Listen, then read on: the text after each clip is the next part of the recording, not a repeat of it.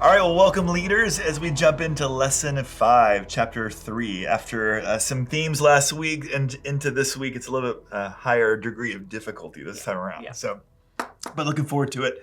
As we jump in and into observation, I love this lesson because it introduces my favorite observational skill, boxing connecting words. I don't know why, but of all the skills we covered, this is probably my one that makes me the most giddy. So I love, maybe it's just some part of me with grammar that loved it back in the day, but I think this skill, really unlocks a lot of the flow of a passage and how different ideas relate to one another. And so don't, for you, if you have people who hate grammar or hate those kinds of things, don't bypass it, don't skip it, teach it, walk them through it.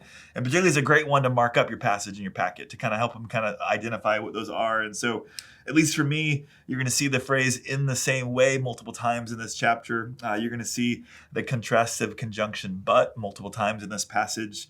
You're going to see for kind of the explanatory conjunction as well. And so a lot of those really can create a great opportunity for you to kind of go, how does this verse relate to the previous one?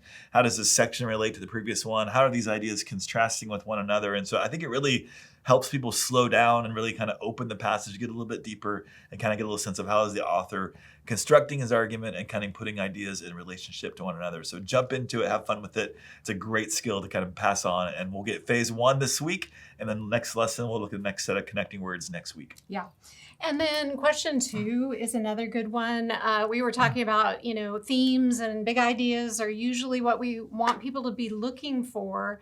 And in this section, it feels like Peter, as opposed to Paul, who's a little more linear, Peter really does bring back these same ideas, kind of circular over and over. And I think what that does is it actually helps us because we have a tendency to look at the section right here on this page and sort of, maybe I do, forget about what came before, and Peter's not letting us do that. So having a discussion about what have you seen from earlier in the book. So we thought for sure the things about external conduct, excellent behavior come back around, which reflects the inner character, so inner and outer.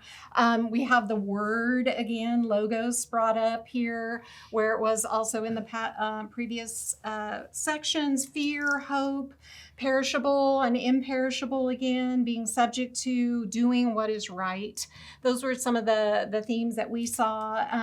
Basically 2:11 through 3:12, which we're going to end with today, is kind of this section about living godly lives in a pagan society. So within that section, the themes kind of come back around. All right, and then that takes us to interpretation. Question 1. It kind of lends itself to flowing right into that from the observation. So how does this passage relate to the previous, starting with that "in the same way"? We just thought that this is the continuation of the instructions to the household of faith. So remember, Peter's calling this group of people the living stones in the spiritual house. So they are relating to each other in this whole new way, yet they are embedded in a society that also has expectations for how they relate.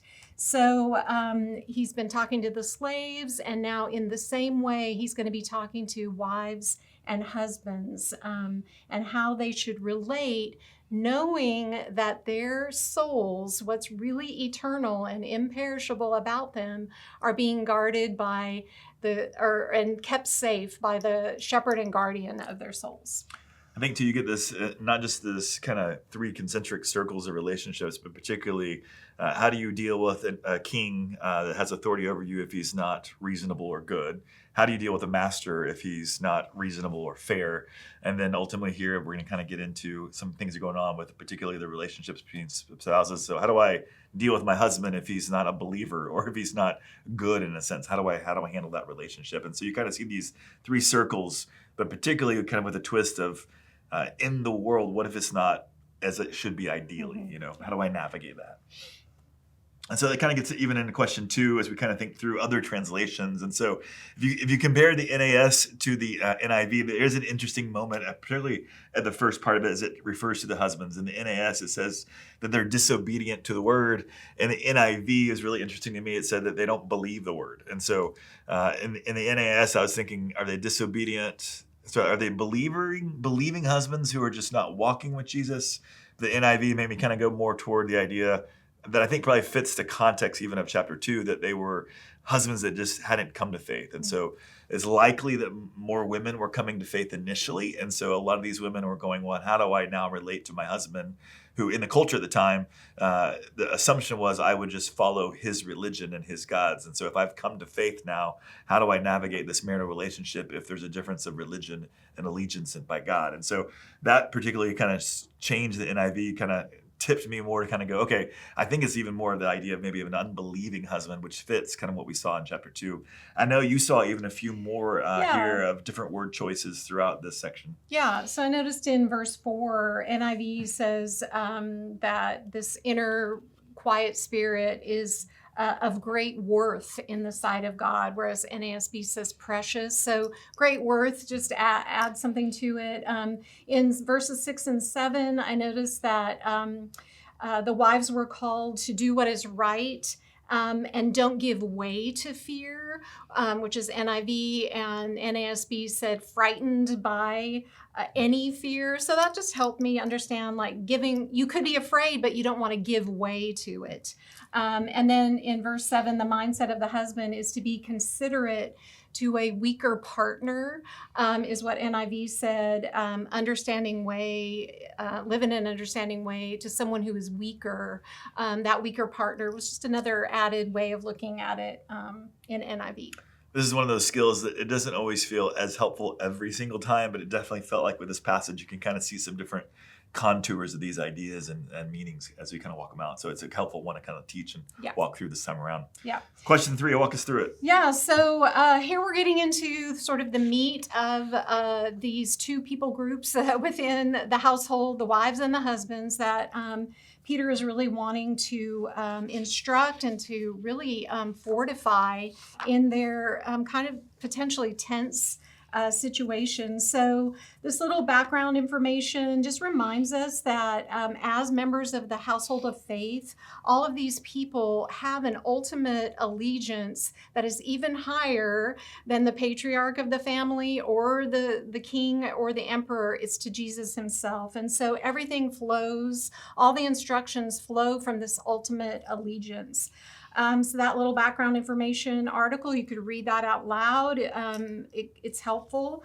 But this first question here is, what is the primary motivation or goal for the wife's submission to her husband in this section? And again, our connecting words help us out here, because right there in verse 1, it has a so that. So be subject to your husband so that they may be won over without a word. So to me, the primary motivation is a missional one. So as ultimately a believing wife wants her husband to become a believer if he's not. And so how can she do it in a way that will speak to him? And Peter's suggesting here, without a word, with behavior, might be for them the primary way that they can show that they are a different person now. So to me, the motivation is spiritual. And so how does Christ's example relate to that? At the end of chapter 2, we have Christ answering not a word. He's not going back with insult for insult or threat to threat. He's not lying. He's not using words to defend himself. So Jesus is a great example for the wives. And Philippians 2 is a classic verse section there about just the mindset of Christ, the one who is all powerful, lowers himself, and with humility seeks the good of the other. So if you've never, I think this would be a great one to do a cross-reference and read that Philippians 2 out loud in your group. and in humility, looking for lowering yourself for the good of the other is how Christ's example is. And then this. I was going to add something. Okay, yeah. One of the things I thought too, I was trying to sort through, was Jesus' example at the end of 2 is clear suffering. And then the exhortation throughout these different concentric circles of relationships is towards submission. So is submission suffering necessarily? I didn't necessarily want to equate those, but as you think about the believers being called to submit within a world order that's hostile, the reality is submitting to an unbelieving authority may likely lead to suffering. Yeah. And so I think in which case Jesus isn't just an example, but particularly I thought at the end of 2, where it refers to Jesus as our shepherd and guardian, that we can entrust ourselves to through these things. It gives a connection a little bit to the idea for the wife of don't give way to fear, don't pull back, but again, entrust yourself to Jesus, the shepherd and guardian of your souls, who will preserve you and carry you through these things. So I think that's part of the connection as well. Yeah, that's good. But are there any boundaries on the exhortation? And just like we talked about last week with slaves, I think the overall teaching of the New Testament and the Bible in general, because we have an Old Testament and a New Testament cross-reference here, is that not every authority, human authority that's asking for us to sin especially, needs to be obeyed. And so there's a discernment and a wisdom there. So we have the midwives in Exodus who disobey civil authority for preserving life. They are not going to commit murder. And then Peter and John, they disobey religious authority that tells them to not preach the gospel. And they say, we can't do that. We have to keep preaching the gospel. So when lives are at stake, physical lives and eternal lives, those are the boundaries, or some of the boundaries anyway, around not submitting. That's helpful. Question 4 gets into the discussion of what is adornment that God values, and we give you some cross-references here. And I think the answers are not too difficult to anticipate, but ultimately kind of where Peter's going here is it's not that braiding of hair or wearing jewelry or looking attractive is necessarily sinful or the wrong thing, but ultimately it ought not be the primary thing. And particularly he wants there to be an emphasis on that character and attitude are actually more attractive than just vain outward appearances alone. And so part of where he's drawing here, particularly with women in mind, of course, is that development of character, that attitude in the midst of the relationship that is more attractive than just external attempts at beautification, as if that's just vanity by itself. And so I think that's probably where he's drawing.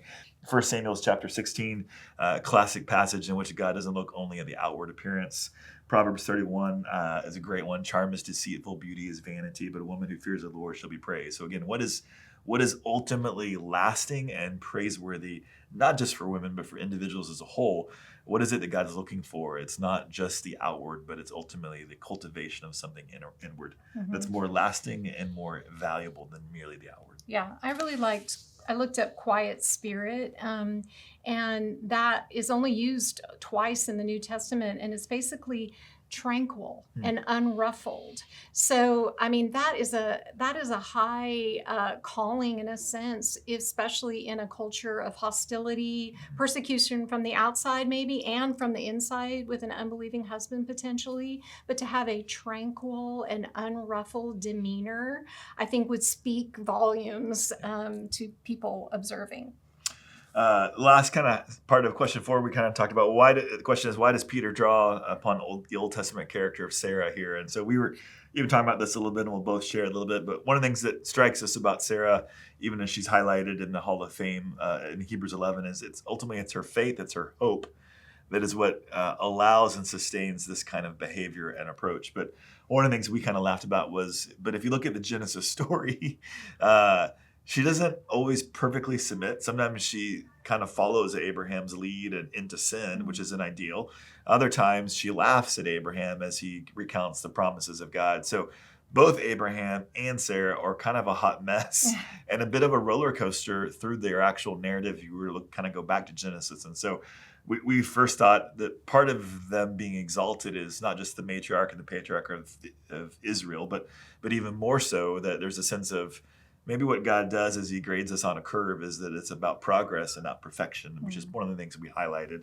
And so what else did you kind of pull out of that section thinking about Sarah herself? Yeah, I think that's true. I feel like perhaps Peter is helping the Jewish women in the community to remember the story of Sarah as she's struggled in her marriage to walk and to figure out how to live in that relationship, and also for the Gentile wives who maybe, as he's done throughout this whole letter, it's almost like he's trying to catch them up to speed on the Israel story that they have now been grafted into. And so using her as an exemplar of faith for all of the women gives them, it's an honoring for them, and helps the pagan women or the former pagan women to have an example that's something outside of that pagan culture. They may have had women that they were, or goddesses or whatever, that they were trying to imitate, and now we have Peter saying, here's a woman, not perfect, but who's trusting and following after Yahweh, and she is who you need to be like. After 6 verses, now Peter pivots over to the men. And so I do think you probably had more women initially coming to faith that were dealing with a spouse that may not have known the Lord. And so, but he's going to pivot over to still speak to the men here. And he gives a set of commands and then a purpose in verse 7. And so, I think even for myself, even in answering question 5, I kind of first went into a deep dive as to the commands and what they mean, but they're ultimately leading to an ultimate purpose. And so just as the wife's conduct toward her husband was missional, so here I think or missional and spiritual, so here there's a spiritual element to his conduct towards his wife. Particularly what you're going to see is to the manner that he doesn't live with her in an understanding way and honor her is to agree that his relationship with the Lord will be broken and hindered, his prayers being shut down. So it's interesting as you think back to chapter 2, as they were to submit to kings, as they were to submit to masters, that ultimately that kind of activity found favor with God. It was always a spiritual thing in light of the divine authority behind the human authority. Here we see how the husband navigates this with his wife will have a profound impact on his relationship with the Lord. And so that his prayers would not be hindered is a big piece of that. The 2 commands, I think, that kind of set up the stage to know if we're going to have prayers hindered or not is how does he live with her in an understanding way? But particularly, it seems to be, I think a lot of commentaries and a lot of sermons will run into husbands, know your wives, love languages, like ask questions, like know her, how she thinks, how she feels, which I think that's a part of it. And that's always a good thing. But I think really what Peter's driving here to is to know the value of her, to ascribe correctly to her worth and her value, because ultimately I think the command that's even more important is the one to honor. So remember in chapter 2, he said we are to honor all people and we're to honor the king. Here he's taken this authority structure and he said, husbands, I want you to honor your wives, that she's the fellow heir of the grace of life, that she's worthy of honor, created the image of God. And so if you don't honor her, then you are not knowing her as she's been created and designed. And if you have the proper estimation of her and you relate to her in that way, then your prayers won't be hindered. So I think that's a huge piece of what's behind the motivation of his commands here. So don't lock down on the commands and miss the motivation. And we're trying to get you kind of see what's the whole point of it. Furthermore, then he refers to the wives as a weaker vessel. And so help us kind of, Carolyn, what are our options here? Yeah. What's happening here? Yeah. So, for women, this one can seem a little jarring. Typically in our 21st century culture, we don't want to necessarily admit, that anyone is weak. But of course, we know that anyone can be physically weaker than someone else. They can be economically weaker, socially, status-wise. They can be intellectually weaker or spiritually weaker. These are all the options or possibilities of what Peter might be meaning by weaker. But by him following it directly up with to honor them as co-heirs, we think that the most likely definition of weaker would be physically weaker, and then which leads to social and economic weakness in that setting for sure. So the patriarch is typically the one who has the social and economic control of the household. And so these are the ways in which the wife is considered weaker. I think a good synonym here could be vulnerable. So it's because of the physical weakness, there's a vulnerability, but even more so because of the cultural structure and kind of rights, there's also a vulnerability about her status and choices. And so I think that's kind of part of what's going on here in question 5. Our last question, question 6, kind of puts a bow back on this thing and tries to kind of tie it all back together. Help us synthesize kind of how Peter pulls this section together and ends this kind of longer section. Yeah, so again, we try to hook you back into looking back to 2:11, and in that beginning part, it does say actually in 2:12, keep your behavior excellent among the Gentiles. So this idea of excellent behavior has been this overarching theme. And then what's beautiful about 3:8 through 12 is that Peter drives it home with just this list of types of behavior that, to sum it all up, he wants them to be about. So it's to be harmonious, sympathetic, loving, compassionate, and humble, not returning evil for evil or insult for insult, but giving a blessing instead. And something that I noticed about all of those adjectives of behavior and descriptions are that they do represent submission. They do represent going lower than someone else and lifting them up, being sympathetic and loving and compassionate and humble. Again, they're all relational type of behavior, and this is the way that he's summarizing, again, going from the large to the detail and back to the large group again. This is how we should live together as we are Jesus followers in this pagan culture. If you are pressed on time as a leader trying to sort through what questions do I zero in on, at least in our minds, we think all the questions are valuable. But I would kind of encourage you. I think questions 1, 3, and 5 are particularly helpful. 1 is going to kind of get you into the context and the flow of thought, taking you all the way back to chapter 2, verses 11 and 12, into the end of 2, and then now into this section. Question 3 will get you thinking about the commands and instructions to the wives. Question 5 gets you thinking about the commands and instructions to the husbands. If you can hit those 3 and then sprinkle around it as you have time, I think you're in a good spot. Yeah, great. So let's talk application. A lot of easy things to get to here. Our first thought here, what we try to do with question 1 is we recognize the idea of the word submission is a bit of a hot button thing, and we're not ducking from it. It's in the passage, and we figured with application, let's just go at it. You're going to have people coming from all different places on that topic, and so don't be scared. Let it out, put it on the table, and kind of see how people are kind of interacting with it. What are either their baggage or their initial responses, and how are they kind of processing this passage and some of the verbiage? Yeah.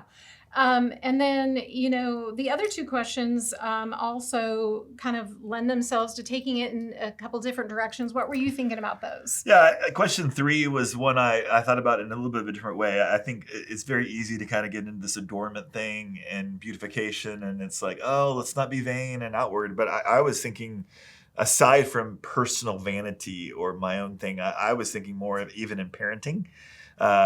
If I were to track my money and my time in the things that I'm trying to build and develop in my kids, how much of those things are outward and how much of those things are inward? And so I was thinking, even in terms of just parenting in question 3, as a parent with 2 teenagers right now, where am I investing? What is it I care about? And so is it truly their outward and how they're coming across and how they're presented and the things they can do? Or is there a even greater primary celebration of and cultivation of inward character, attitude, those kinds of things as they approach relationships in their life was one thing I did in question 3. Question 2, I kind of thought about harmony and sympathy. I kind of went to the idea of conflict. And so I was thinking through in those relationships where there's conflict, how am I navigating through those? And so for my wife and I, one of our favorite verses is Romans chapter 12, verse 18. As far as it depends on you, be at peace with all men. So I was thinking through, are there some conflicts in my life? And if there are, what are the things on my side of the fence, or my side of the street, in the sense that I can handle and be diligent with? And then what do I have to just trust the Lord to handle on the other side of the street? As I kind of think through 2 sides of a relationship and conflicts that can arise. And so I was thinking of question 2 in terms of conflict. I was thinking of question 3 in terms of parenting, and maybe a bit of a unique kind of direction on a couple of those questions anything else you'd add or? Yeah, no, I feel that's a way as a leader to kind of use your own experience and show some ways to look at the passage. Trey is better at kind of the life application than I am. I want to kind of dig into that first century, but part of why we're here is to actually say, so what? What does this really actually mean for us? So just pray, get creative, and try to bring those things to your group.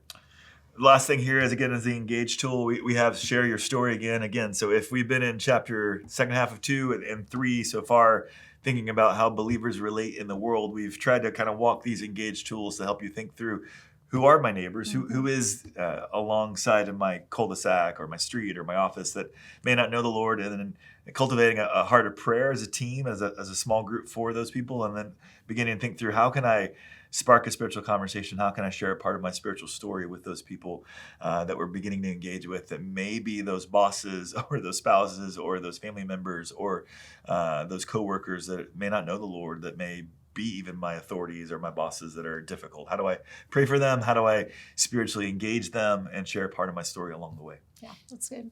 Well, thanks, guys. We'll be praying for you this week.